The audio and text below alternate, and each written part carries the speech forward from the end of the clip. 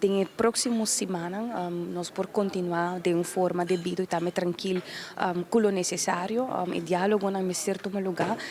nós sabemos from day one para o futuro é importante, que também tem espaço para o futuro também por executar e demonstrar o qual que nós apresentamos na comunidade. E formação por tomar seu tempo, não? Vamos ter bem em detalhes, vamos ter ponto por ponto foral,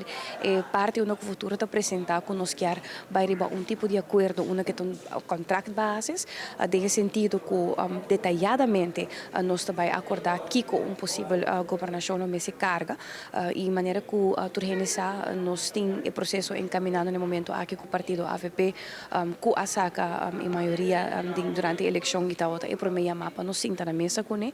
Nós chegamos a ver dia 27 que nós firma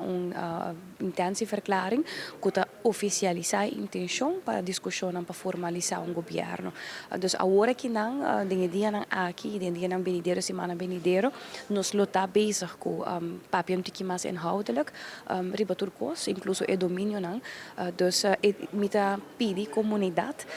e compreensão também, sobre nós quer também que ora que se por chegar a acordo e por vai hasi boa entrada para governar país que é também guardo hasi devido e não tem hoofdlijnen na corte, não tem história bonita, aruba tem hope decisão grande para tomar no momento aqui, no olvidar que tem hope decisão para tomar a curto prazo também, não? Por exemplo, com Holanda, não? Com o Rijkswet, para o qual com a supervisão financeira, tem acordo firmado de governo atual que até o dia 1 de abril não se toma uma decisão para coisa aqui, então nós temos tudo aqui na mente.